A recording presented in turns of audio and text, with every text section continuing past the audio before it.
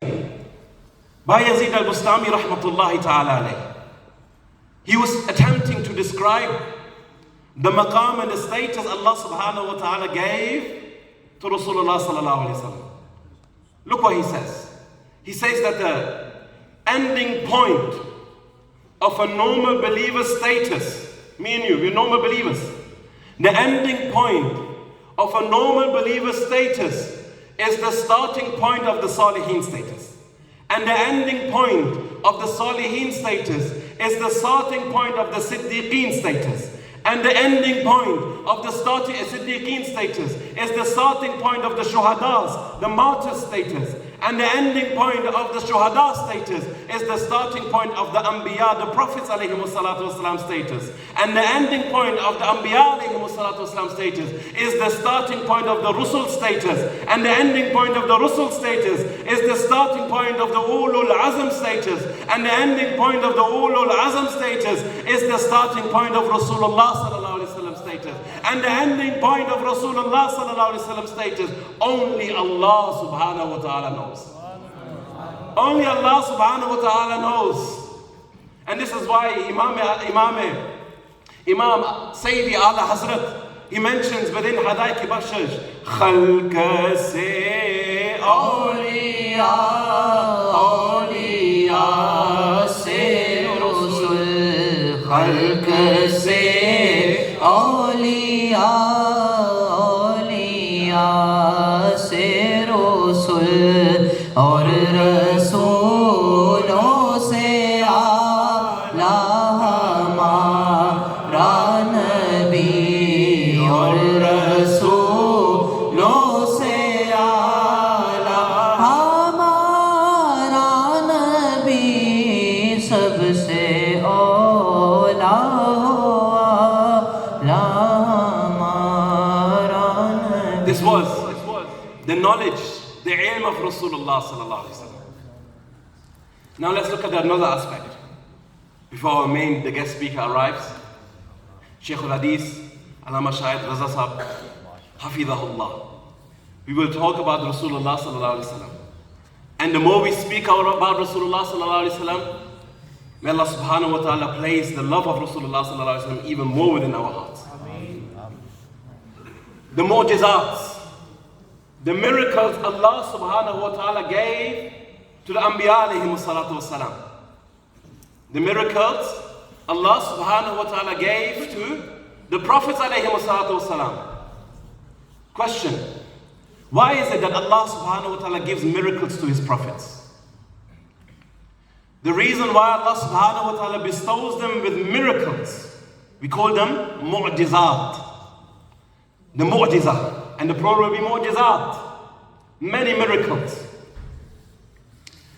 Because the Prophets alayhimu salatu wasalam, when the respected Prophets alayhimu salatu wasalam, when they would go to their nations, when they would go in front of their ummah, they would make a da'wah, they would make a claim. And that is, what is the claim? The claim is that I am the messenger of Allah. They would come to the people and they would say, I am the messenger of Allah. Worship Allah Ta'ala alone. This was a claim that they are the messengers of Allah, prophets of Allah. Then there were some fortunate Muslims who believed them without asking for any proof, such as Sayyidina Siddiq Akbar radiallahu ta'ala. But there were some believers. It is absolutely normal to desire a proof for a claim. So Allah subhanahu wa ta'ala granted the prophets, granted the Anbiya alayhi salatu wasalam these miracles to prove to the people that they are truly the messengers of Allah. And every prophet's miracle is based on the era. Imam Sawi alayhi rahmah, he mentions this in the commentary of Tafsir Jalalain, that the miracles of every prophet is based on their era. For example, Sayyidina Musa alayhi salam, within his era, what was prominent? What is it that the people were arrogant about? The people were arrogant about magic. So Allah subhanahu wa ta'ala granted Musa alayhi salam a miracle in accordance to that. In the time, in the era of Sayyidina Isa alayhi salam, the people were boasting regarding the medicine, the ilaj, that they had. So Allah subhanahu wa ta'ala granted Sayyidina Isa alayhi salam a miracle in accordance to that.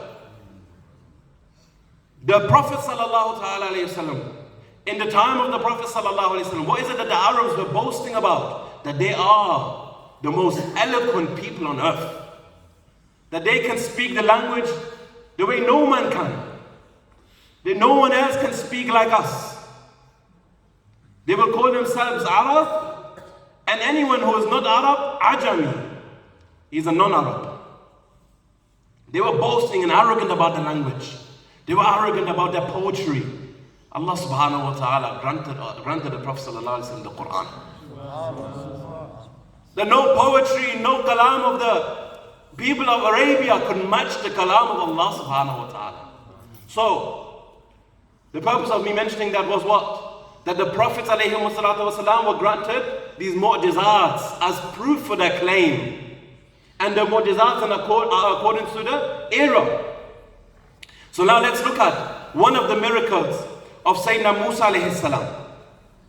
One of the miracles of Sayyidina Musa alayhi salam was that his blessed staff, his stick, would turn into a serpent. Musa alayhi salam was at a time where there was a pharaoh.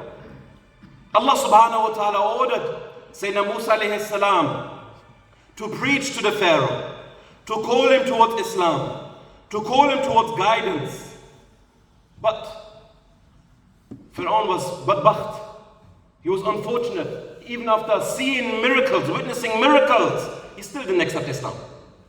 There was one time Pharaoh said, and he challenged Sayyidina Musa alayhi salam.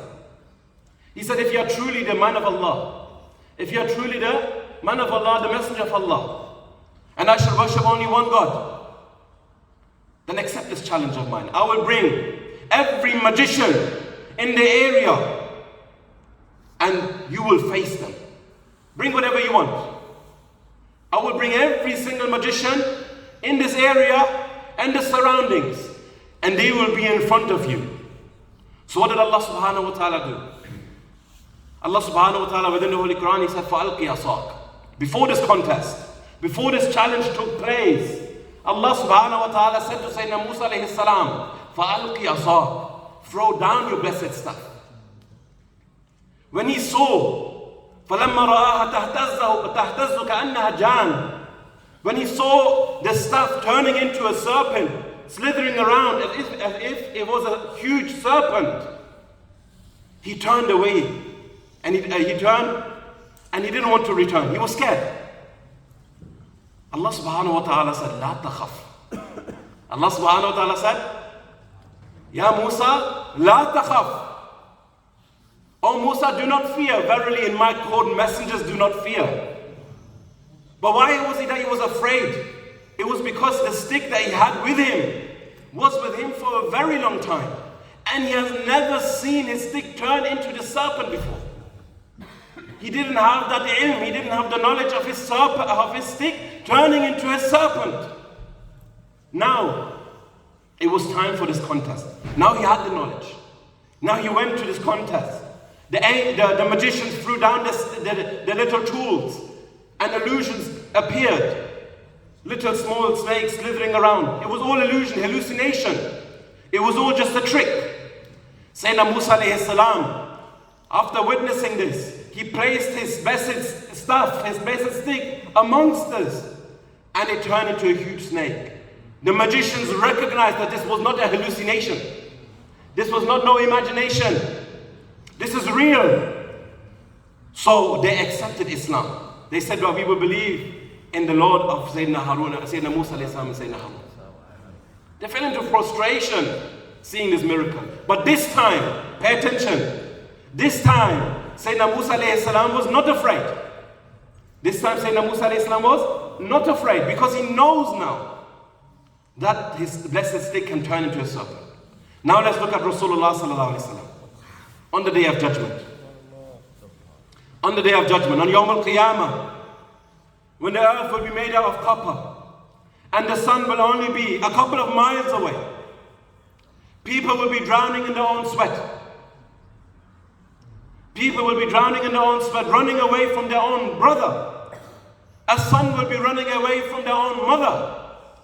A father will be running away from their own children. This will be the alam, this will be the realm. The realm of that at that time will be nafsi, nafsi. Everyone will be worrying about themselves, trying to save themselves on that horrific day. And they will see Sayyidina Adam alayhi salam. They will see Sayyidina Adam alayhi salam, the first prophet Allah subhanahu wa ta'ala has sent to earth. And they will go to him with full umeed, with full hope, that perhaps Sayyidina Adam alayhi salam will help them and aid them on this horrific day. So they will go to Sayyidina Adam alayhi salam, and they will plead in his court that, Ya Adam alayhi salam, please help us on this day. Please help us on this horrific day. Because if you do not help us, if you do not intercede for us, we will be destroyed. Sayyidina Adam alayhi salam will say that I cannot help you today. Go towards Sayyidina Nuh alayhi salam. They will go to Sayyidina Nuh alayhi salam with the same umeed, with the same hope that perhaps Sayyidina Nuh alayhi salam will be able to help them. So they will ask the same thing. The Ya Nuh alayhi salam, please aid us. Please help us. Because if you do not help us, if you do not intercede for us, we will be destroyed. So Sayyidina Nuh alayhi salam will reply in the same way Sayyidina Adam alayhi salam replied. He said, I will not help you today. I cannot help you today. Go towards Sayyidina Musa alayhi salam. They will go to Sayyidina Musa alayhi salam with the same hope and same umeed, asking him the same questions. Ya Musa alayhi salam, please help us on this horrific day. Because if you do not help us, we will be destroyed. He will say, I cannot help you today. Go towards Sayyidina Isa alayhi salam. Go to Ruhullah. Go to Kalimatullah. He will aid you. Go to him. They will go again with full hope, with full umeed that perhaps Sayyidina Isa alayhi salam will be able to help us. But on that day, Sayyidina Isa alayhi salam will reply that I cannot help you today. Go towards Rasulullah sallallahu alayhi wasallam. Go towards Habibullah sallallahu alayhi wasallam, the beloved of Allah. He will be able to help you. So they will go into the Bargah, the court, the blessed court of Rasulullah sallallahu alayhi wasallam, and they will plead in his court that, Ya Rasulullah sallallahu alayhi wasallam, help us on this day, aid us on this day, grant us shafa'ah, Ya Rasulullah sallallahu alayhi wasallam. The Prophet sallallahu ta'ala alayhi wasallam will say, Ana laha, that I am made for this, that I will help you. The Prophet sallallahu alayhi wasallam will go into prostration towards Allah subhanahu wa ta'ala.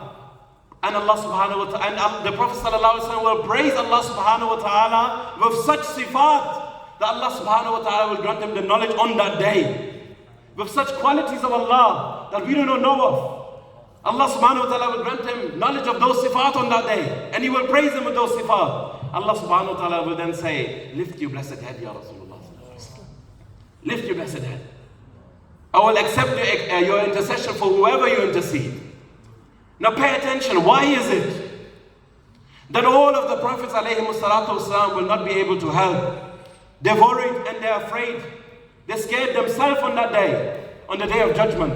But Rasulullah ﷺ is different. He will be able to help us on that day. And that is because when Allah subhanahu wa ta'ala, He took the Prophet ﷺ on a blessed night journey, on the Miraj. Allah subhanahu wa ta'ala called his beloved towards him, and he granted him the knowledge of ma kana wa ma yakun. The Prophet sallallahu ta'ala alayhi wa alihi wa sallam knows what happened and what will happen.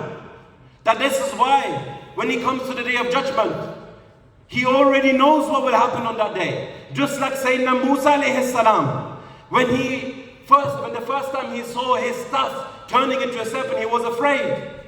But when it came to the contest, Sayyidina Musa alayhi salam was not afraid. Just like that, Sayyidina Rasulullah sallallahu ta'ala alayhi wa sallam was granted the knowledge of ma kana wa ma yakun beforehand. He knows already what will happen on that day. He already knows what will happen on that day.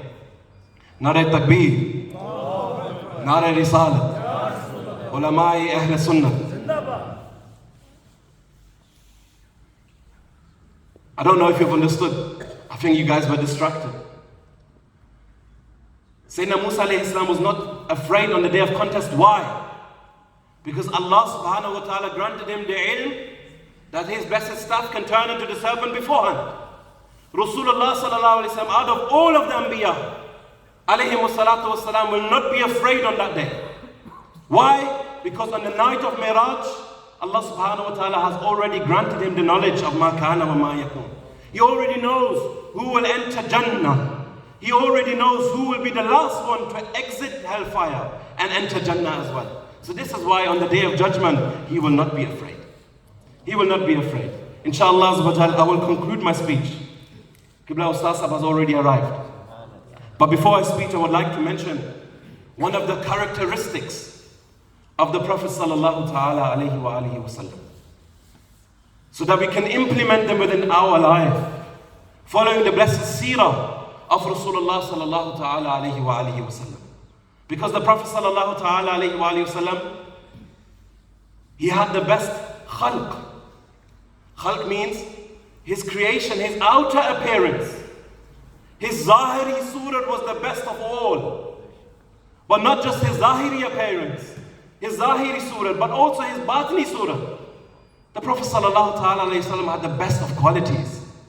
The Prophet sallallahu ta'ala alayhi wa sallam had the best of characteristics. From amongst those characteristics was, Imam Tirmizi mentioned this in Shama'il al-Muhammadiyah. This is a portion of a very lengthy hadith. إِذَا الْتَفَتَ جَمِيعًا. And another narration it says, إِذَا الْتَفَتَ مَعًا. That when the Prophet sallallahu ta'ala wasallam does tawajjuh to someone, when he gives attention to someone, he turns fully towards them. He grants them their full attention. Sayyidina Amr bin As, radiyallahu ta'ala anhu, he narrates a waqiyah that took place with himself. And he says that the Prophet sallallahu ta'ala alayhi wa alihi wasallam, he would give the attention to the Sahaba Kiram, to whoever is presented in front of him.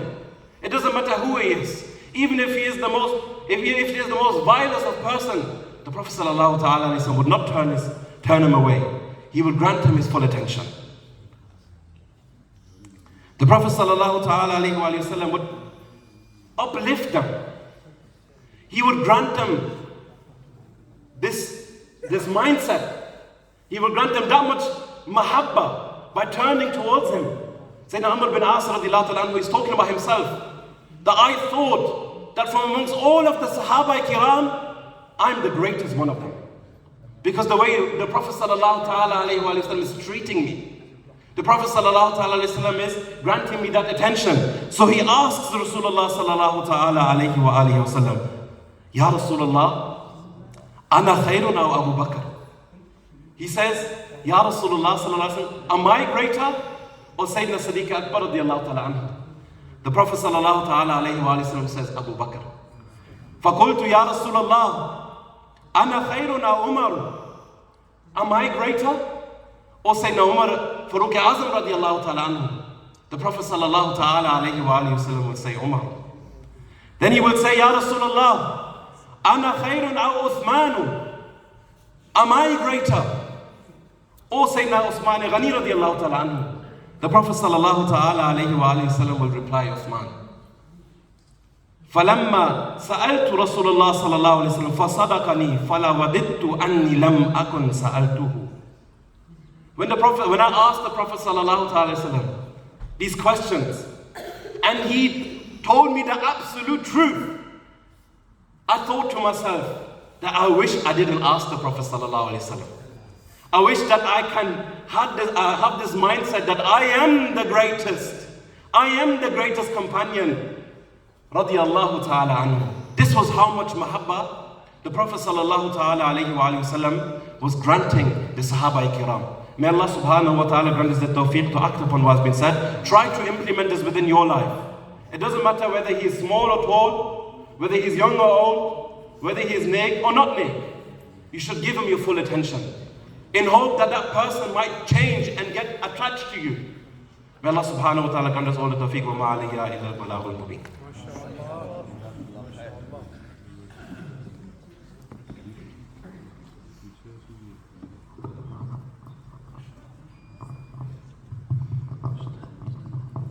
سب مل کے درود شریف پڑھ لیجئے.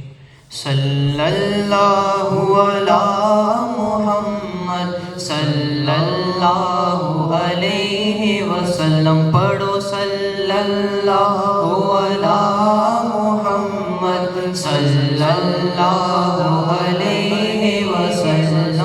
صلی اللہ علی محمد صلی اللہ علیہ وسلم. Welcome welcome Mustafa, welcome welcome Mustafa, welcome welcome Mustafa, welcome master of the world, welcome master of the world, welcome welcome Mustafa sallallahu ala Muhammad sallallahu alayhi wa sallam. مرحبا مرحبا مرحبا مکی مدنی, مرحبا مرحبا مرحبا مکی مدنی. بولو مرحبا مرحبا مرحبا مکی مدنی مدنی, مرحبا مرحبا مرحبا مکی مدنی. عید میلاد النبی ہے, دل بڑا مسرور ہے. عید میلاد النبی ہے, دل بڑا مسرور ہے. عید دیوانوں کی تو بارہ ربیع النور ہے. بولو مرحبا مرحبا مرحبا مکی مدنی, مرحبا مرحبا مکی مدنی.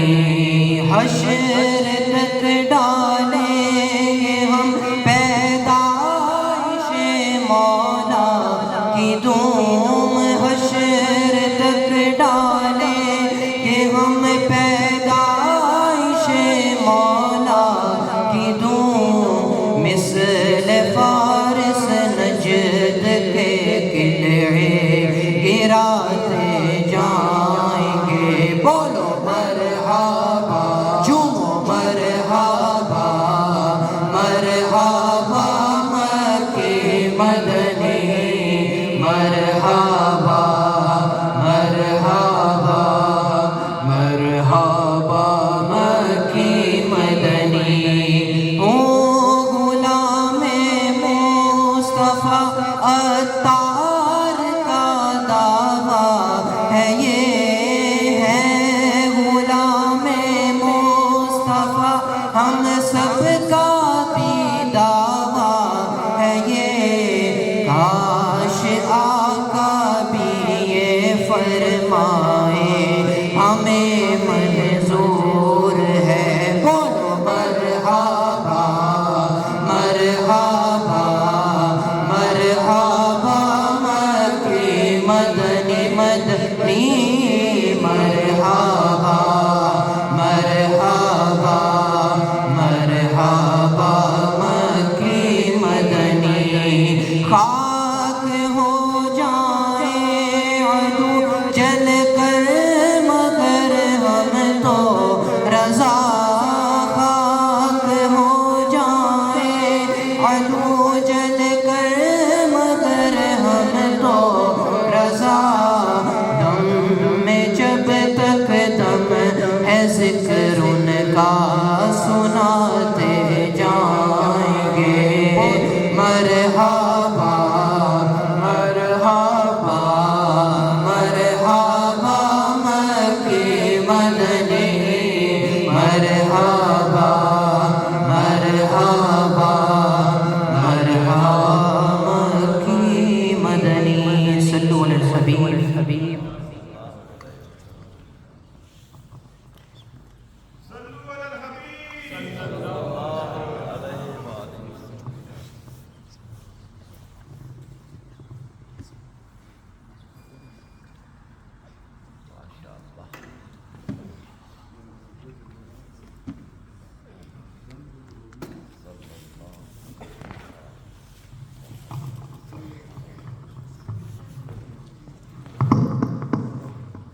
سرکار کی آمد، دلدار کی آمد، حضور کی آمد، پرنور کی آمد، آقا کی آمد، آقا کی آمد، داتا کی آمد۔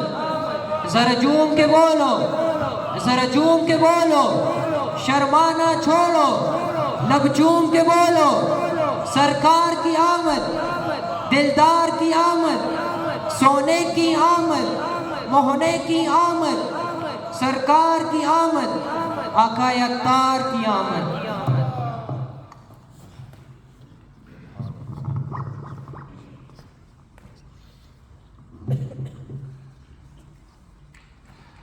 الحمدللہ رب العالمین والصلاة والسلام علی سید الانبیاء والمرسلین اما بعد فاعوذ باللہ من الشیطان الرجیم بسم اللہ الرحمن الرحیم الصلاة والسلام علیک یا رسول اللہ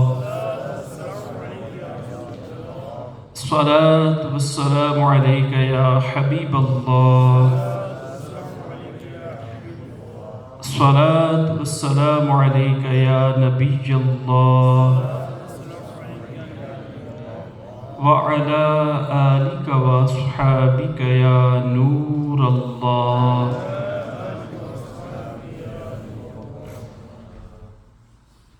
حضور نبی اکرم سرور دو عالم نور مجسم شفیع معظم رسول محتشم شاہ آدم و بنی آدم صلی اللہ تعالی علیہ وسلم کی ذات اقدس پر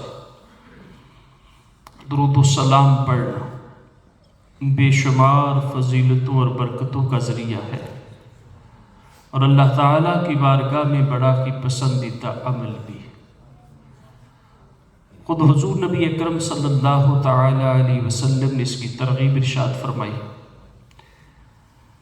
پڑھنے والوں کے لیے ثواب کا وعدہ فرمایا، اجر کا بیان فرمایا، اور اگر کوئی بد نصیب اس سے محروم رہتا ہے تو اس کے لیے وعید بھی بیان فرمائی۔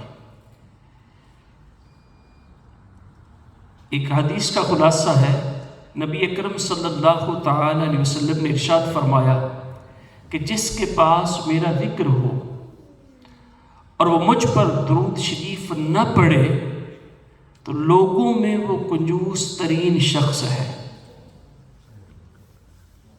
بخیل، سٹنجی، کہ حضور علیہ السلام کا ذکر سن کر اگر کوئی درود نہیں پڑھتا تو وہ کنجوس ہے۔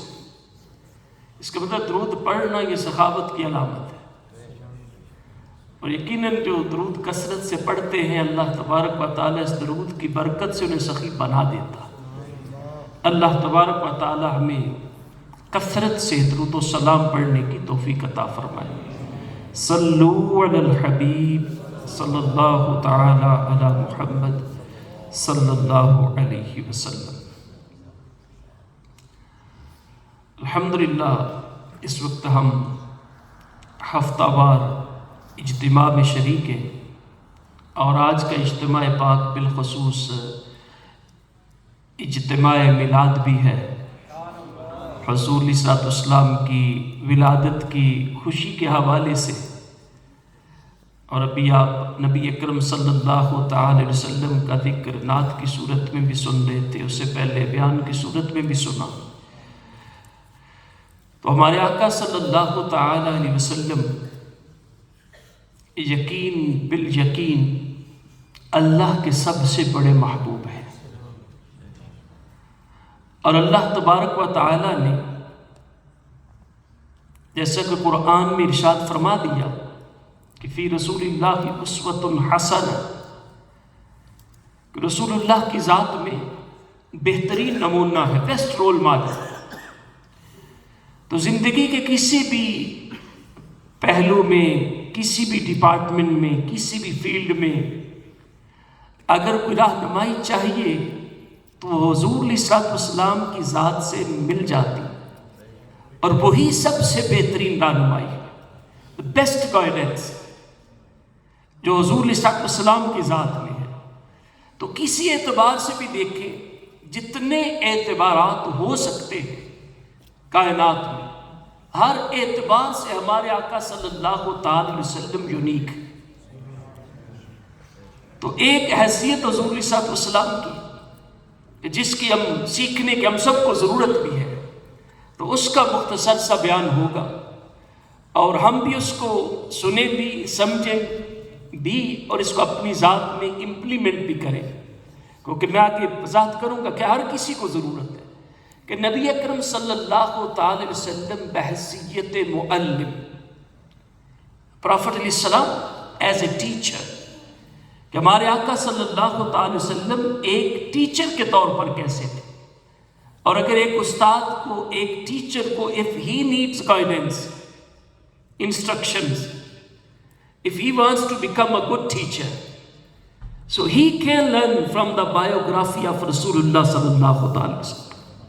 اور یہ صرف وہ نہیں کہ جو پروفیشنل ہوگا، someone who is teaching in the school, or he is teaching in college or university, in مدرسہ و جامعہ، اس کے علاوہ بھی wherever you are, so you will be learning or you will be teaching، جہاں کہیں بھی ہیں، اگر کہیں بھی نہیں ہے، just you stay at home, so definitely you will have children، اور باپ بھی، the father, the dad, the mother, so they are the teacher of their children as well، وہ بھی اپنے بچوں کے استاد ہیں، ان کو بھی ضرورت ہے سیکھنے کی کہ how they can become a good teacher and how they can teach their children، گھر میں رہتے ہوئے انہیں بھی تو دین سکھانا ہے نا، پہلی ذمہ داری ان کی ہے۔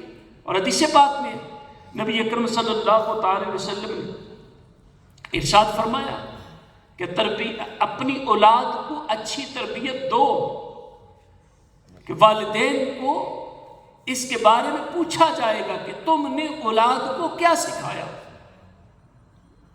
So this is the responsibility of parents to teach their children, to train them according to Sharia, according to Deen۔ یہ لازم ہے، والدین پر پوچھا جائے گا، سوال ہوگا تو کیا بتائیں گے؟ اگر خود سیکھے ہی نہیں اور سکھانا آتا ہی نہیں تو کیا جواب دیں گے قیامت والے دن؟ سرکار نے فرمایا پوچھا جائے گا اولاد کے بارے میں کہ کیا تم نے سکھایا اولاد کو؟ تو ہمیں یہ سیکھنے کی ضرورت ہے، اور جو والدین اچھے ٹیچر ہوں گے ان کی اولاد اتنا اچھا سیکھے گی، وہ اپنی زندگی میں ہی اولاد کو دیندار بنا دیں گے، وہ سکھا دیں گے، اپنے آقا کی سیرت سکھا دیں گے، اللہ اور اس کے رسول کی معرفت دیں گے۔ اور اگر انہیں کچھ نہیں آتا جاتا، اگر آتا ہے تو آگے سکھانا نہیں آتا، تو پھر بھی ان کی اولاد جو ہے وہ محروم رہ جائے گی۔ تو اس لیے یہ سیکھنے کی ضرورت ہے۔ تو حضور نبی اکرم صلی اللہ تعالی وسلم بحیثیت معلم، اب کسی بھی استاد کو، ٹیچر کو دیکھتے ہیں نا، تو اس کا کچھ کرائٹیریا ہوتا ہے کہ when the people they speak about, they talk about their teacher, so first of all they ask that where from he has learned the knowledge, where he has been studying, who is his teacher, and where he was studying, in which university, which college، کہاں تھا، کہاں سے پڑھ کے آیا ہے، کس جامعہ سے پڑھا ہے، اور اس کا استاد کون ہے۔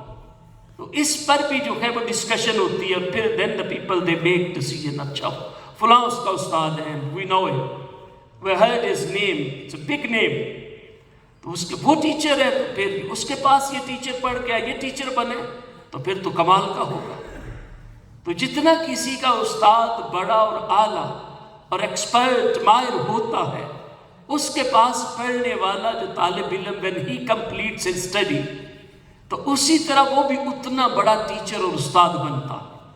اس کا نالج بھی، جتنا استاد کا نالج پختہ ہوتا ہے اتنا ہی اس کے شاگرد اسٹوڈنٹ کا نالج پختہ ہوتا ہے۔ تو جتنا استاد بڑا ہوگا، ہم نے دیکھا ہے اتنے ہی اس کے طلباء اچھے پڑھے ہوئے ہوں گے، اور اس کے پاس پڑھ کر آنے والے وہ ایکسپرٹ ہوں گے، اور پھر وہ استاد جو ہے if he is expert in one subject تو کہا جائے گا کہ یہ بھی اس کے پاس پڑھا ہے this subject میں he is expert as well۔ استاد the teacher if he is expert in fiqh تو اب اس کا شاگرد بھی فقہ میں مضبوط ہوگا. If he is strong in tafsir, تو his student will be strong and become expert in tafsir.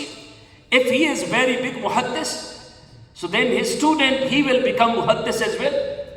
تو جیسا جو نالج استاد کے پاس ہوگا اس کے حساب سے طالب علم جو ہے وہ اس کے پاس علم آئے گا اور مہارت آئے گی، ایکسپرٹی آئے گی.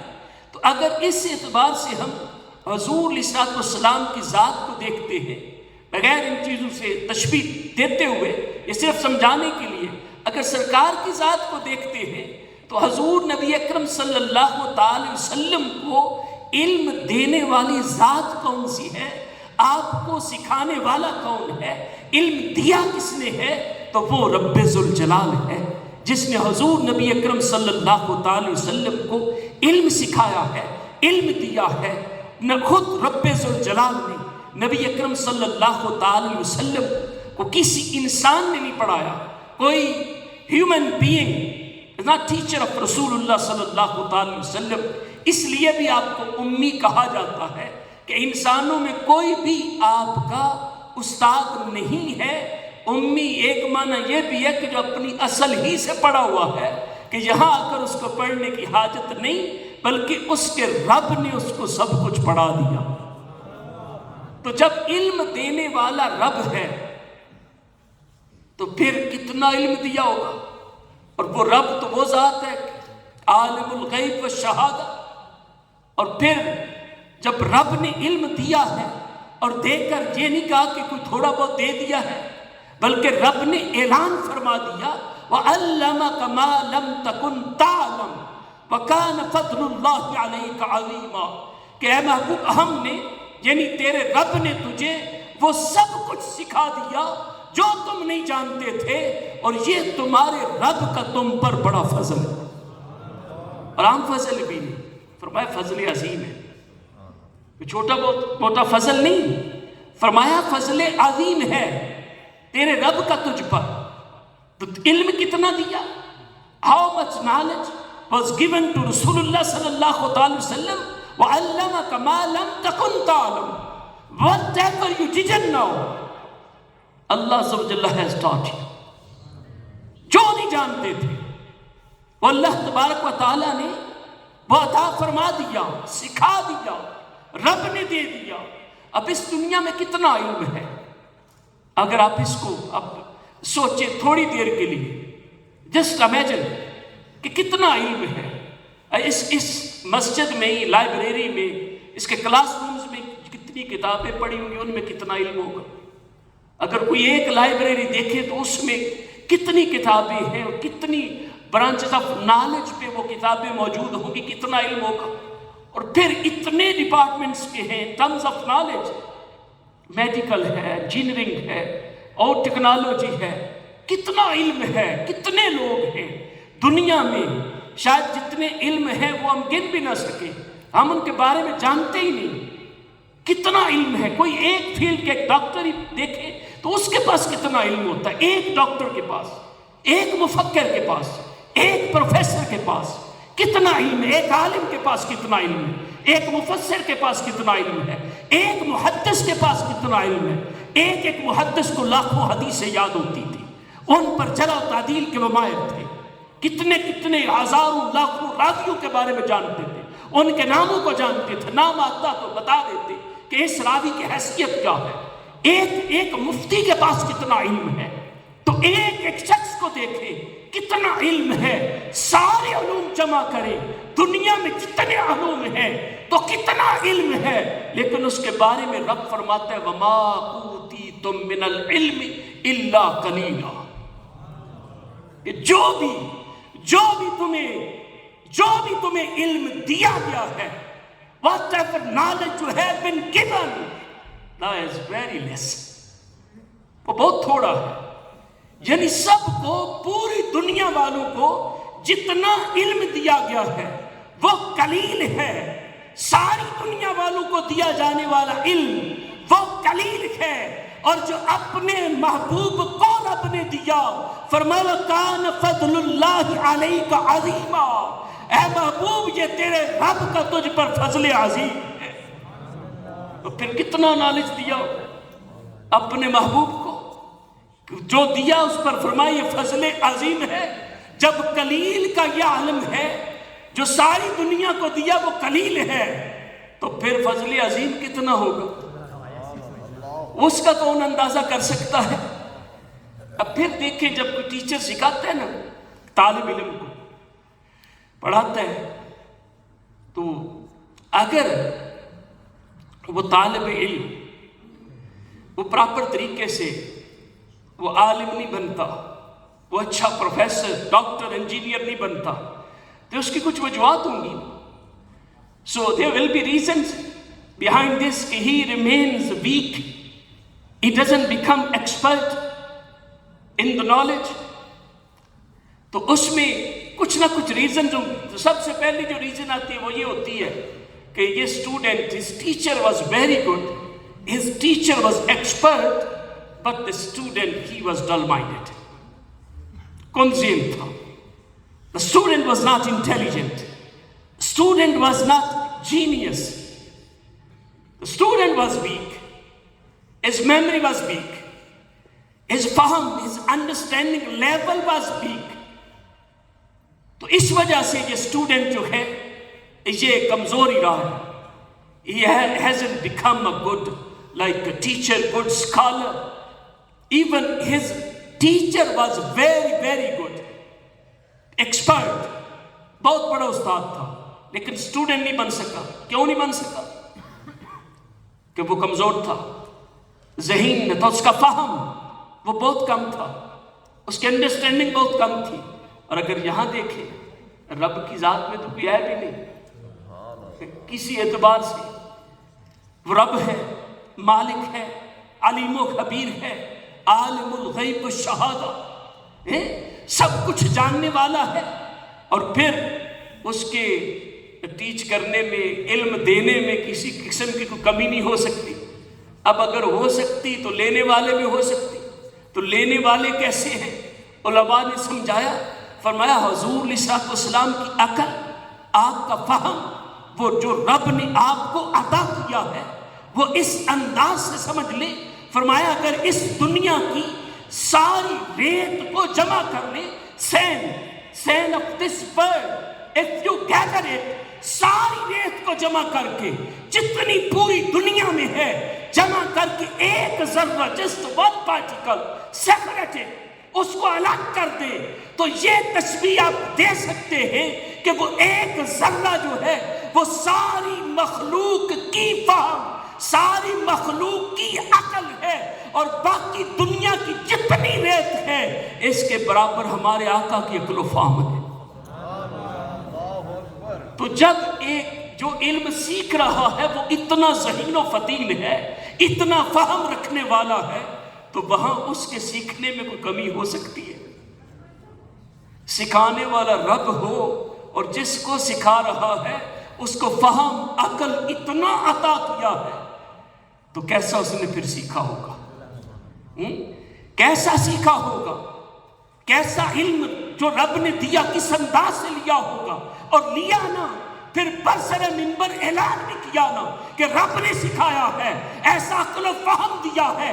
اسی لیے برسر منبر اعلان کیا تھا سلونی اما شئتم، کہ میں یہاں بیٹھا ہوں، جو چاہتے ہو، جو پوچھنا چاہتے ہو مجھے سوال کرو، میں تمہیں جواب عطا کروں. کیونکہ رب نے ایسا علم دیا اور ایسی عقل و فہم عطا کی ہے. اور ایک اور وجہ سے بھی کمزوری رہ سکتی ہے کہ کمزور رہتا طالب علم، کہ جو دینے والے نا ٹیچر، اس کے پاس نالج تو ہے لیکن وہ تھوڑا کنجوس ٹائپ. جو اس کے پاس اپنا علم ہے نا وہ سارا نہیں سکھاتا، وہ دیتا نہیں، اس لیے تھوڑا دیتا ہے. اور ادھر اللہ تبارک و تعالی وہ تو سب سے بڑا سخی ہے، وہاں تو یہ بات ہی نہیں کی جا سکتی. تو اس اعتبار سے بھی کوئی کمزوری نہیں. پھر ایک اور وجہ ہوتی ہے کہ ٹیچر جس کو سکھا رہے ہیں تو وہ اس کو اتنا محبوب نہیں ہے، اس کے علاوہ کوئی اور پسند ہے، اس کا بیلوڈ نہیں ہے. محبوب نہیں ہے جس کو سکھا رہا ہے. اور یہاں یہی تو ہے جو سب سے بڑے رب کے محبوب ہیں. تو جو ان کو اس اعتبار سے بھی رب نے سکھایا، یقیناً وہ کسی اور کے حصے میں نہیں آیا. تو اللہ کے سب سے بڑے محبوب ہیں. تو یقیناً اللہ تبارک و تعالیٰ نے اپنے محبوب کو کمال کا علم عطا کیا، سب سے بڑھ کر علم عطا کیا رب ذوالجلال نے. تو حضور نبی اکرم صلی اللہ تعالی وسلم کے سیکھنے میں جو کسی کے سیکھنے میں کمی کی وجوہات ہو سکتی ہیں، ان کا یہاں کوئی کنسیپٹ بھی نہیں، تصور بھی نہیں. تو جب ایسا کوئی کمی کا تصور بھی نہیں، پڑھانے والا بھی کامل ہے، علم دینے والا بھی کامل ہے، لینے والا بھی کامل ہے، تو پھر آقا کونین کا علم کتنا اعلیٰ ہوگا.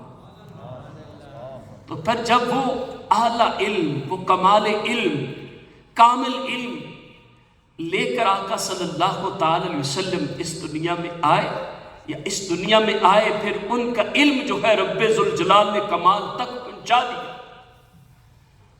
دیا. تو حضور علیہ السلام نے خود ارشاد بھی فرمایا، ایک اس حیثیت کا سرکار نے بیان فرمایا کہ انما بعثت معلما، کہ میں معلم بنا کر بھیجا گیا ہوں، کہ I have been sent as a teacher. اللہ تبارک و تعالیٰ نے مجھے ٹیچر بنا کر بھیجا ہے. تو حضور نبی اکرم صلی اللہ تعالی علیہ وسلم ایک معلم کے طور پر تشریف لائیے. سرکار کی اپنی حدیث سے آپ نے خود بیان فرمایا. تو اتنا علم ہو جس شخصیت کے پاس، اور دینے والا رب ہو، پھر کتنا وہ اعلیٰ علم تھا جس کو حضور علیہ السلام نے آگے سکھایا. اور جو سیکھنے والی جماعت تھی، جو کلاس تھی، وہ بھی کتنی اعلیٰ تھی. آقا کونین صلی اللہ تعالی وسلم فرماتے ہیں کہ عالم ارواح نے، رب ذوالجلال نے جب ارواح پر نظر ڈالی نا، نظر رحمت فرمائی، تو میرے صحابہ کو میرے لیے چنا. میرے صحابہ عالم ارواح سے کہ یہ ہے جو ان کے سامنے بیٹھ کر علم پڑھیں گے، جو ان کے صحابہ بنیں گے. تو وہ بھی رب کے چنے ہوئے ہیں، حضور علیہ السلام کی بارگاہ میں بیٹھنے والے. تو نبی اکرم صلی اللہ تعالی وسلم نے جب تبلیغ شروع فرمائی، دین سکھانا شروع کیا، تو اگر اب اس اعتبار سے if we study, we read the biography of Rasulullah صلی اللہ تعالی وسلم, then we will find the different methods of teaching of Rasulullah صلی اللہ تعالی وسلم, کہ کن کن چیزوں کو جو ہے آپ سامنے رکھتے ہوئے جو ہے وہ تدریس یعنی تعلیم دیتے تھے. تو وہ کوئی بھی ٹیچر اپنا لے تو ہی will be a successful teacher. اگر پیرنٹس ان کو اڈاپٹ کر لیں so they will become good parents. They will be able to teach their children. اپنے گھر میں اگر ان عادات کو، ان چیزوں کو اپنائیں. تو نبی اکرم صلی اللہ تعالی وسلم کا جو انداز تعلیم تھا، علم دینے کا انداز تھا، اس میں ایک یہ تھا کہ حضور علیہ السلام سوال و جواب کی صورت میں تعلیم دیتے تھے، علم دیتے تھے، سوال و جواب کی صورت میں. جیسے نبی اکرم صلی اللہ تعالی وسلم نے صحابہ سے پوچھا کہ میرے صحابہ، اور جب ٹیچر سوال کرتے ہیں نا اپنے طلباء پر تو سارے whole class so they involve so in the like teaching of the teacher, they focus it, they listen the teacher attentively when the teacher he is asking a question. So Rasulullah sallallahu alaihi wasallam asked the question, oh my companions, میرے صحابہ ذرا یہ تو بتائیں، اگر کسی شخص کے گھر کے آگے سے نہر گزرتی، ایک نہر canal is flowing in front of a house, and the house owner he does shower, he takes shower 5 times in 24 hours. تو بتائیں 5 مرتبہ اس نے 24 hours میں اس پہ غسل کرتا ہے، تو اس کے جسم پر کوئی میل رہ جاتی ہے؟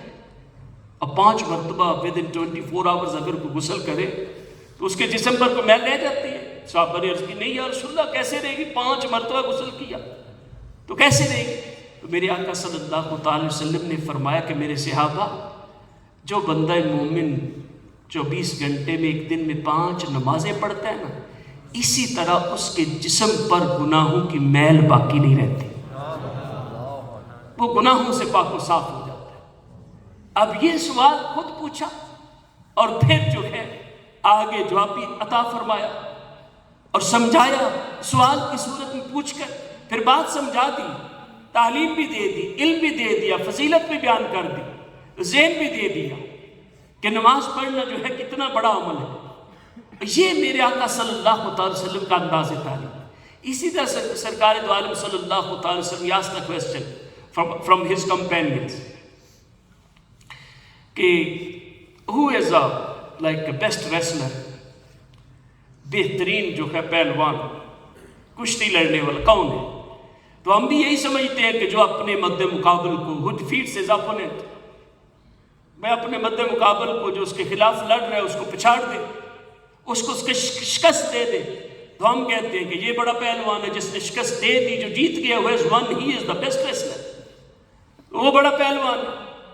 تو یہی صحابہ نے بھی عرض کی کہ یا رسول اللہ جو اپنے مد مقابل کو پچھاڑ دے، ہرا دے، اس کو شکست دے دے تو وہی بڑا پہلوان ہے۔ تو نبی اکرم صلی اللہ تعالی وسلم نے فرمایا نہیں اے میرے صحابہ، بڑا پہلوان، بڑا بہادر وہ ہے جو غصے میں اپنے آپ کو کنٹرول کر لیتا ہے۔ Someone he controls himself in the state of anger. He doesn't give any reaction in the state of anger. He controls himself. تو وہ بڑا پہلوان ہے جو اپنے مد مقابل کو ہرا دے، اس سے بھی وہ بڑا ہے، اصل میں وہ بڑا پہلوان ہے۔ تو حضور نبی اکرم صلی اللہ تعالی وسلم کے یہ انداز تعلیم تھا، سوال کر۔ ایک اور جو انداز تھا نبی اکرم صلی اللہ تعالی وسلم کا، وہ تھا کہ حضور علیہ السلام used to give examples۔ اور آج بھی دیکھیں if any teacher when he is teaching a lesson and if he is explaining his lesson through examples, so all students they like that teachers teaching and they like take interest, they focus and they become happy and they wait for that period کہ اس استاد کا کب period آئے گا کہ وہ بڑی مثال دے کر بات سمجھاتی ہے۔ تو کوئی بھی even if any speaker, so if he is explaining something and he is giving examples, so audience, the people, they like him۔ تو نبی اکرم صلی اللہ تعالی وسلم کا یہ ٹیچنگ کا سٹائل، یہ انداز بھی تھا کہ آپ مثالیں دے کر جو ہے وہ بات کی وضاحت فرماتے تھے۔ تو نبی اکرم صلی اللہ تعالی وسلم ایک دفعہ خزاں کے موسم میں، so it was autumn، تو باہر تشریف لائے۔ تو آٹم میں آپ دیکھتے ہیں اس ویدر میں کہ کیسے درختوں کے پتے ویسے گر رہے ہوتے ہیں۔ اگر if you shake the branch of a tree, how many leaves will start like falling down، کتنے سارے پتے گرنا شروع ہو جاتے ہیں۔ تو تھوڑی سی بھی حرکت ہو تو وہ خزاں کا موسم تھا، حضور علیہ السلام نے ایک شاخ کو پکڑا اور اس کو جھٹکا دیا تو ایسے پتے گرے درخت سے۔ تو صحابہ کو مخاطب کر کے فرمایا اے میرے صحابہ کہ جب بندہ مومن نماز ادا کرتا ہے نا تو اس کے جسم سے بھی ایسے گناہ جھڑتے ہیں جیسے خزاں میں درخت کے پتے جھڑتے ہیں۔ اب یہ سمجھانے کا کتنا خوبصورت انداز ہے، مثال بھی دی، سمجھا بھی دے دیا، سمجھا بھی دیا، نماز کی فضیلت بھی ذہن میں بٹھا دی اپنے صحابہ۔ تو اگر آپ دیکھیں اگر ایسی مثالیں دے کر اس طرح وضاحت کر کے سوال و جواب کی صورت میں ہم اپنی اولاد کو سکھائیں باتیں تو کتنی جلدی وہ سیکھیں گے، وہ دلچسپی لیں گے، آپ کی بات سنیں گے اور پھر یاد بھی رہے گی۔ تو یہ انداز ہم اپنے گھروں میں اپنائیں اپنی اولاد کو سکھانے کے لیے۔ پھر اسی طرح نبی اکرم صلی اللہ علیہ وسلم کا ایک انداز یہ بھی تھا کہ he used to repeat the important points۔ So whenever he taught, he told mentioned any important thing, any important point, so he alayhi salam repeated it۔ اور احادیث میں پڑھے نا تو 3 مرتبہ 6 مرتبہ and sometime 9 times he repeated، 9 مرتبہ ہی دہرایا بات۔ تو اس لیے ہمیں تھک نہیں جانا چاہیے. کوئی ضروری بات جو ہے اولاد کو کہہ دی, بچے کو سمجھا دی, یا اپنے جو ہے وہ شاگرد کو, اسٹوڈنٹ کو کلاس میں, اسکول میں, جامعہ میں یا گھر میں بچوں کو ایک دفعہ بتائی, بس توجہ نہیں. انہوں نے کہا جی کیا کہا, can you repeat it. That if we will start like taunting, scolding them, so how they will learn? وہ نہ بھی پوچھے تو ہمیں پھر ریپیٹ کرنی چاہیے کہ یہ بات ضروری تھی.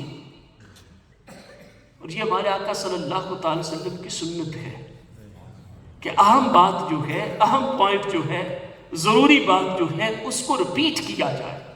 تو اگر اس کو دہرائیں گے تو سننے والا اس کو اچھے طریقے سے سمجھ لے گا, اسٹوڈنٹ جو ہے اس کو اچھے طریقے سے یاد کرے گا, بچے جو ہیں آپ کے وہ اچھے طریقے سے سمجھیں گے. تو اس لیے جو ضروری بات ہے اس کو دہرانے. بعض اوقات یہ بھی ہوتے ہیں آپ نے ضروری بات کر دی تو جو آپ کا مخاطب تھا وہ اس کی پوری توجہ ہی نہیں تھی, اس نے سنی نہیں, اور آپ نے دوبارہ ریپیٹ ہی نہیں کی. تو اس سے ہو سکتا ہے سننے میں تھوڑی غلطی ہوگی اور اس نے جو سمجھا آگے وہ وہی بیان کرتا رہے گا. یہ کتنی دفعہ نہیں جاتے, کہتے ہیں جو غلط فہمی ہے میں نے تو یہ کہا تھا, وہ کہتے نہیں مجھے لگا کہ آپ نے یہ کہا, تو آپ پھر قسمیں اٹھاتے ہیں نہیں میں نے تو یہ کہا تھا, مجھے نہیں پتا چلا جی, میں وہ جلدی میں تھا یا اتنی بات سنی. تو اس لیے جو ضروری بات ہے اس کو دہرایا جائے, ریپیٹ کیا جائے.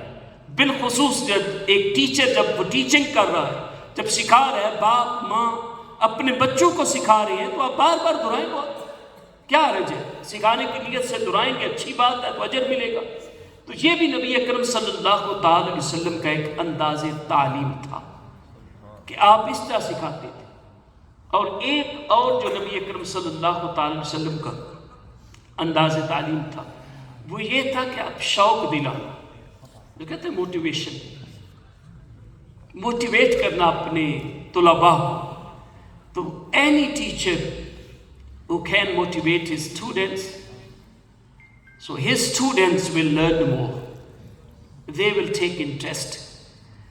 جس میں بھی یہ ابیلٹی ہوگی کہ شوق دلائیں, اپنے بچوں کو بھی شوق دلائیں, ان کا دل کرے وہ کام کرنے کا. طلباء کو بھی جہاں بھی آپ سکھاتے ہیں, کسی کو سکھانا چاہتے ہیں, اس کو اس چیز کا شوق دلائیں. اور نبی اکرم صلی اللہ تعالی وسلم نے جتنی احادیث ہیں, اس کی مثال کے لیے کہ شوق دلائے, جتنی احادیث ہیں جس میں آپ نے عمل کا اجر بیان فرمایا, ثواب کا ذکر فرمایا, وہ ساری احادیث جو ہیں وہ اسی کے پیچھے ہیں. تو اس میں موٹیویشن ہی تو ہے کہ آپ یہ کریں گے. فرمایا کہ جو الف لام میم جو ہے یہ پڑھے, اللہ تعالیٰ اس کو 30 نیکیاں عطا فرمائے. 30 نیکیاں. اب یہ موٹیویشن ہے نا کہ پڑھو جس الف لام میم. How long it takes? میرے کہا before 3 seconds you can read it, اور 3 سیکنڈ میں پڑھ لیں, 5 سیکنڈ لگے, لیکن you will attain 30 virtues. تو جب اس انداز سے بیان کر کے سرکار نے بیان فرمایا اور پھر یہ ثواب کا ذکر فرمایا تو کیسی جو ہے وہ موٹیویشن ملتی ہے, کیسا شوق پیدا ہوتا ہے. تو whenever we want to teach someone, so first motivate him, tell him, explain to him کہ what benefit you will attain through learning this. If you will be doing this course, so what you will attain, کیا ملے گا, کیا حاصل کرو گے. تو شوق دلائیں گے, اس کو موٹیویٹ کریں گے تو اس کی توجہ ہوگی, اور توجہ سے جو بات سنے گا وہ اچھے انداز سے سیکھے گا. تو نبی اکرم صلی اللہ تعالی علیہ وسلم کی زندگی میں ایک یہ انداز بھی ملتا ہے کہ آپ شوق دلاتے تھے اور مثالیں دیتے کر سکتے. اس کی تو اتنی یعنی مثالیں بھی آپ نے ارشاد فرمائی کہ ان مثالوں کو لے کر جو کہ اب اگر وہ لوگوں کو سناتے, آج بھی وہی مثال لوگوں کو سنائے تو لوگ اتنی جلدی سمجھتے ہیں اور لوگ جو ہے وہ آسانی سے اس کو ذہن میں بٹھا لیتے. نبی اکرم صلی اللہ تعالی وسلم نے ایک مثال دیتے ہوئے ارشاد فرمایا کہ جس طرح لوہے کو زنگ لگتا ہے نا, ایسی دلوں کو بھی زنگ لگ جاتا ہے. And we have seen the iron, لوہا جو ہے it becomes rusty, اس کو زنگ لگ جاتا ہے. تو فرمایا likewise your hearts become rusty as well. تو دلوں کو بھی زنگ لگ جاتا ہے. And we know the procedure, the process So how the rust of iron can be removed? کیا کرتے ہیں؟ اس کو بٹی میں رکھتے ہیں. If you will put in the furnace, the fire will remove the rust of the iron. اس کا ختم کر دے گی. لوہے کے زنگ کو آگ ختم کر دیتی ہے. تو فرمایا کہ ایسے دلوں کو بھی زنگ لگ جاتا ہے لیکن لوہے کا زنگ آگ دور کرتی ہے. فرمایا کہ دلوں کا زنگ کثرت تلاوت قرآن اور موت کو کثرت سے یاد کرنے سے دور ہوتا ہے. کہ قرآن کو پڑھیں گے, کثرت سے قرآن کی تلاوت کریں گے تو دلوں کا زنگ دور ہوگا. کثرت سے اپنی موت کو یاد کریں گے تو دل شفاف ہوں گے, دل صاف ہوں گے, دلوں کا زنگ دور ہوگا. تو اگر جب بھی ہم یہ سمجھیں کہ ہمارے دل میں جو ہے وہ زنگ لگ چکا ہے, our hearts have become rusty, so we should like do the recitation of Quran extensively. We should remember the death. موت کو یاد کریں گے, دل کا زنگ دور ہوگا. دل کا زنگ دور ہوگا تو دل, our hearts will become soft. And when the hearts will become soft, تو پھر یہ نصیحت کو قبول کریں گے ہمارے دل. پھر جو نیکی کی دعوت ہے, جو اچھی بات ہے وہ سنیں گی, اس پر عمل کرنے کو دل کرے گا. بات دل میں بیٹھے گی, خوف خدا آئے گا, حضور علیہ السلام کی محبت نصیب ہوگی. اور اگر دل ہی زنگ آلود ہے, heart is rusty, تو کہاں آئے گی محبت رسول, کہاں آئے گا خوف خدا, کہاں کوئی اچھی بات سمجھ آئے گی, کہاں نصیحت اثر کرے گی؟ ایسا کچھ بھی نہیں ہوگا کیونکہ دل ہی زنگ آلود ہے, اس تک کوئی چیز پہنچ ہی نہیں رہی. تو پہلے اس زنگ کو صاف کرنا پڑے گا. اور وہ زنگ کیسے صاف ہوگا؟ قرآن کی تلاوت سے اور موت کی یاد سے. تو یہ بھی ہمارے آقا صلی اللہ تعالی وسلم کا ایک انداز تھا.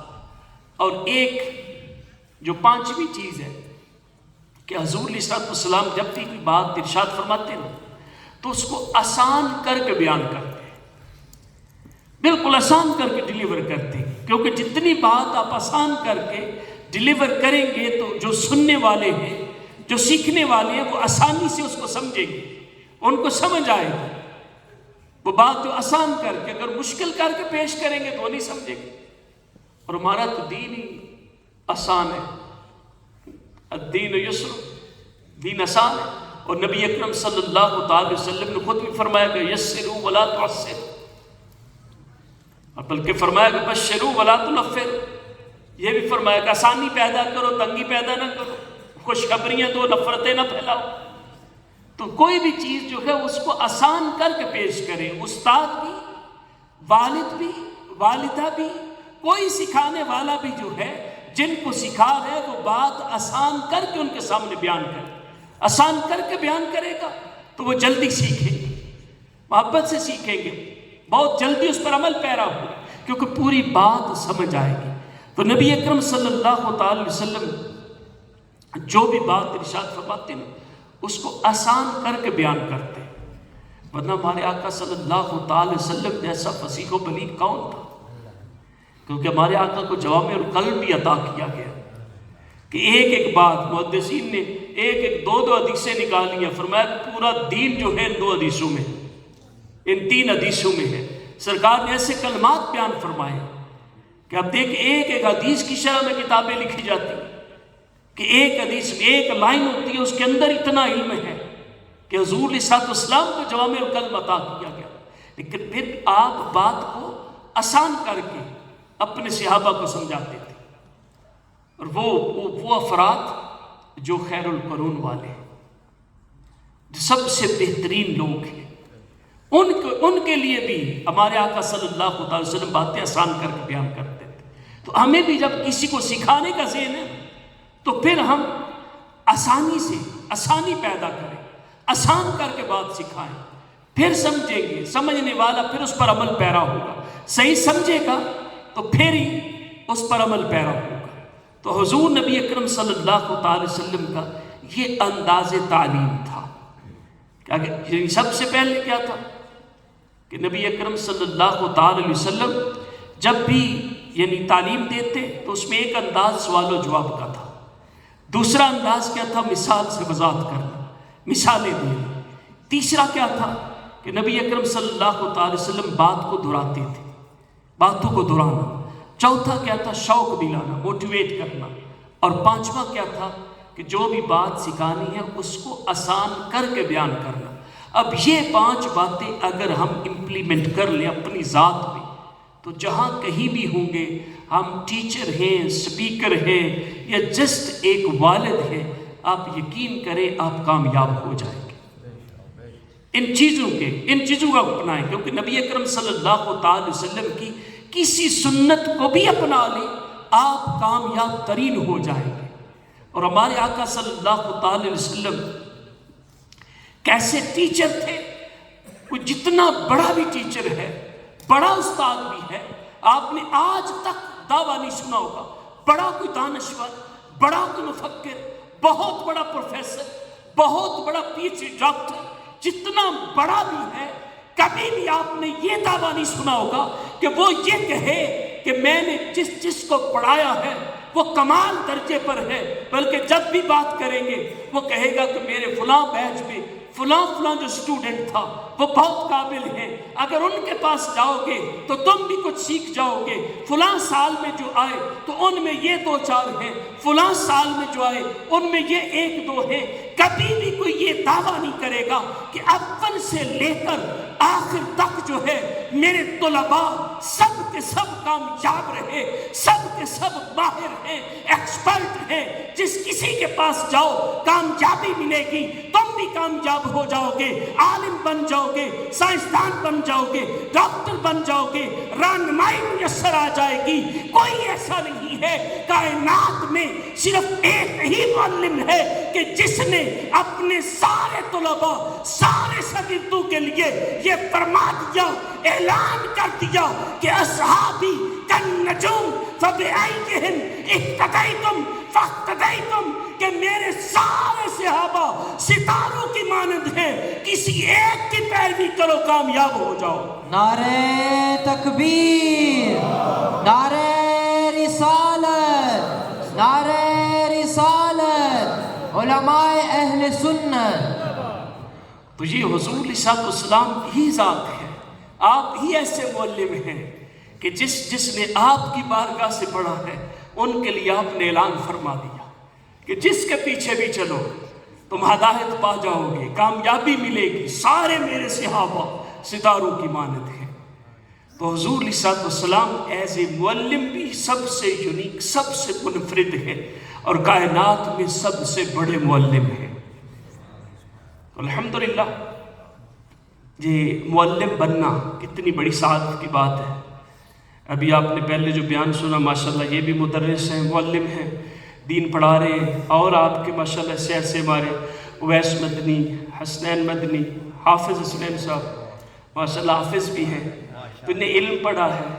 آپ ماشاءاللہ یہی آپ کے بچوں کو دیکھیں آگے جو کہ وہ لے کے چل رہے ہیں، دین سکھا رہے ہیں، تو آپ بھی تعاون کیجئے، اپنے بچوں کو دین کے لیے پیش کیجئے۔ کم از کم ایک بچے کو آپ ذہن بنائیے کہ اس کو حافظ قرآن، عالم دین بنائیں گے، وہ یہی آپ کے کام آئیں گے۔ آپ پڑھائیں، دنیاوی تعلیم بھی دلوائیں ان کو، لیکن ان کو دین بھی سکھائیں۔ دین نہیں سیکھیں گے تو آپ کے لیے صدقہ جاریہ نہیں بنیں گے، کہ جب ان کو آتا جاتے کچھ نہیں ہوگا، کل آپ کے لیے دعا کیسے کریں گے؟ تو اپنی اولاد کو فرمایا کہ تربیت دو، پوچھا جائے گا کہ تم نے اپنی اولاد کو کیا سکھایا۔ اور ایک روایت میں فرمایا کسی والد نے اپنی اولاد کو اچھے ادب سے بہترین تحفہ کوئی اور نہیں دیا، یعنی بہترین the best gift a father can give or parents they can give to their children، وہ کیا ہے؟ فرمایا اچھا ادب۔ اور مفتی احمد یار حنیمی علیہ رحمہ فرماتے ہیں اس اچھے ادب سے مراد ایک تو یہ نا کہ وہ رسپیکٹفل ہوں، رسپیکٹ کرے دوسرے لوگوں کی، بڑوں کی، بڑے رشتے کی، اپنے استاد کی، یہ ہے دوسرے مسلمانوں کی، ایک تو یہ رسپیکٹ۔ یہاں فرمایا کہ ادب سے مراد ہے کہ اپنی اولاد کو متقی، پرہیزگار، دیندار بنانا، یہ سب سے بڑا تحفہ ہے اگر کوئی والد اپنی اولاد کو دے سکتا ہے۔ تو اب اگر ہم صاحب اولاد ہیں تو we must try our best to give this gift to our children، ہم ان کو دیندار بنا کے جائیں۔ اب یقین کریں پھر صدقہ جاریہ بنیں گے، اور پھر آپ دنیا سے چلے بھی جائیں گے، یہ پیچھے دین پر عمل پیرا ہوں گے، نماز پڑھیں گے، دعا یاد نام ہی نہ رہی، نمازی بنا دیا نا، تو انشاءاللہ سلام پھیرنے سے پہلے آپ کی مغفرت کی دعا کریں گے. ٹھیک ہے، تو اپنے بچوں کو لائیں، دین کے قریب کریں.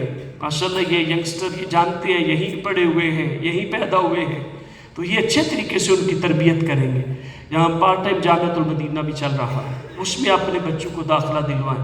پھر اس کے علاوہ جو مختلف کورسز، شارٹ کورسز ہوتے رہتے ہیں جو ہمارے ذمہ داران ہیں، آپ ان سے رابطہ کریں. یہ دیکھیں، یہ بھی تو یہیں کے بچے ہیں نا، ان کے والدین نے کوشش کی تو ماشاءاللہ یہ عالم بن گئے. ابھی ان کی ایج ہی دیکھیں کیا ہے، الحمدللہ یہ علماء بن چکے ہیں. تو آپ بھی کوشش کریں گے کل کو آپ کے بچے بھی عالم بن جائیں گے، کتنا بڑا صدقہ جاریہ بنے گا. اللہ تبارک و تعالی ہمیں عمل کی توفیق عطا فرمائے. آمین بجاہ النبی الامین صلی اللہ تعالی علیہ وسلم.